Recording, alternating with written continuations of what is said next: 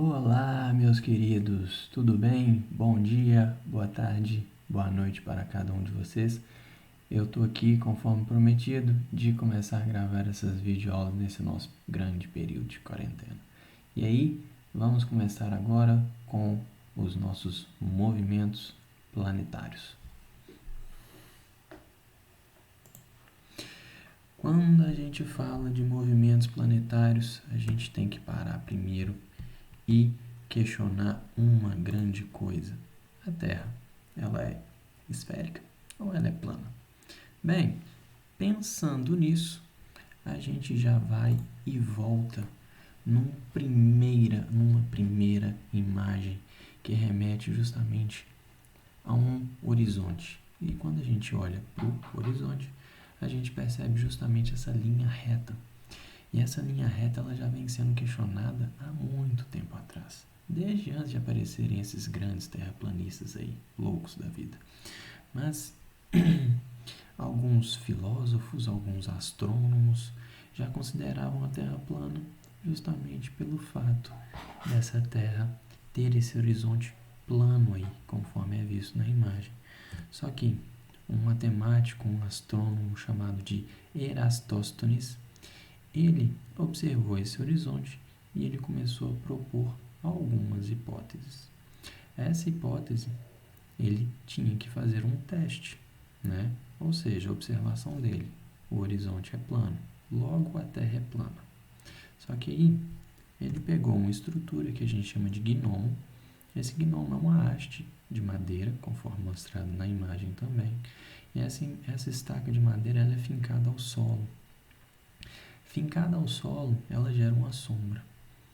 Só que, quando ele analisa isso, se ele está em uma determinada cidade, para ele comparar se isso gera algum tipo de diferença ou não, ele tem que se deslocar para uma outra cidade. E aí ele foi e fez um determinado experimento. O experimento dele consistia em colocar essas estacas em duas cidades diferentes e analisar a sombra projetada. Essas duas cidades foram Alexandria e Cirene.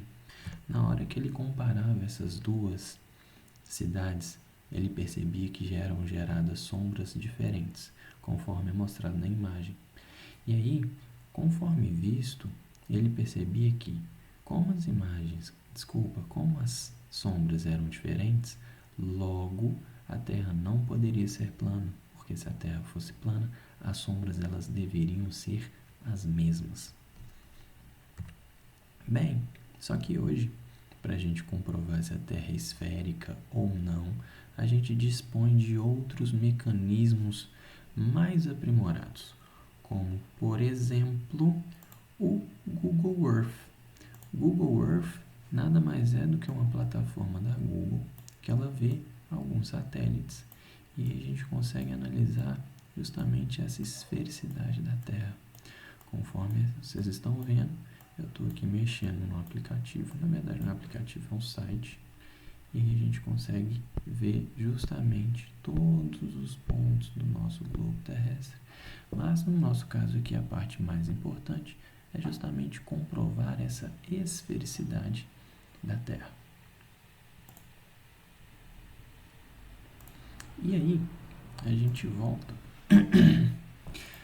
para mais na verdade, o nosso primeiro movimento de rotação desses movimentos planetários. E aí, esse movimento de rotação é um movimento que a Terra realiza girando em torno do seu próprio eixo. E aí, nesse caso, essa rotação ela vai durar em torno de 24 horas. Só que a gente arredonda isso, porque a sua contagem correta ela gira 23 horas, 56 minutos e 9 segundos. Dessa rotação, a gente vai dar origem aos dias e às noites. Um outro movimento é o movimento de translação.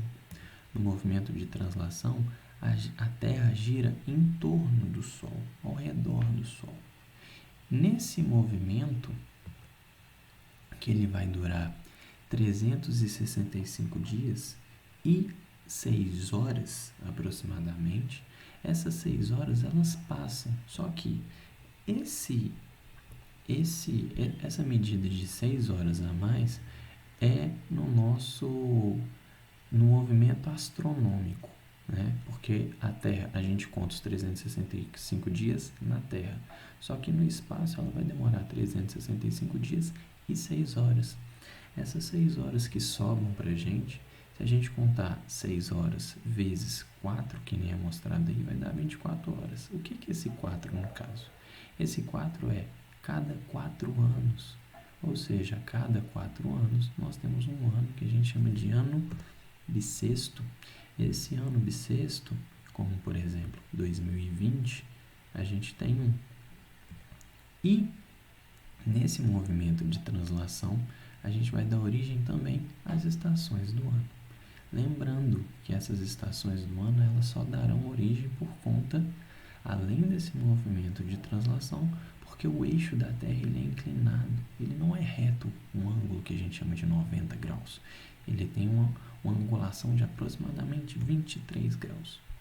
E aí, nessa imagem, a gente vê uma coisa importantíssima. Linha do Equador.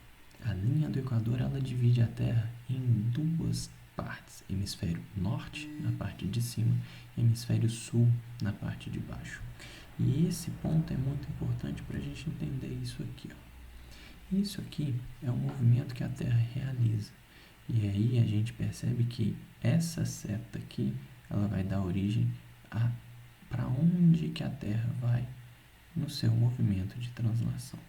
Vamos pegar um primeiro ponto aqui, por exemplo, 21 de dezembro. 21 de dezembro, se a gente olha bem na imagem, a gente percebe que no hemisfério sul, que é na parte de baixo, a gente vê uma maior quantidade de raios solares, predominantemente nessa imagem. E aí, a gente presume que temos uma estação do ano que ela recebe mais raios solares, que no caso é o verão. No hemisfério oposto, no caso norte, a gente vai ter a estação do ano oposta, no caso, que seria o inverno. Seguindo, no dia 21 de março, se a gente tem verão no começo, a estação que a gente está vivendo hoje, por exemplo, é outono. No hemisfério oposto, que é no hemisfério norte, eles estão passando agora pela primavera. Seguindo, lá em 21 de junho, 21 de junho, próximo das férias, que a gente não sabe se teremos férias ou não ainda, nós percebemos que no nosso hemisfério sul, por termos uma menor incidência solar agora e uma maior incidência solar no norte, as estações do ano elas se invertem: norte verão, sul inverno. Lá no dia 23 de setembro agora é o inverso de 21 de março. Sul é primavera e outono seria no hemisfério norte. Essas estações do ano, elas são importantes para definir períodos de colheita. São também definidos para períodos de reprodução de certos animais também. Então, isso tudo é o que a gente tem por hoje das nossas estações do ano. Muito obrigado, boa noite e até mais.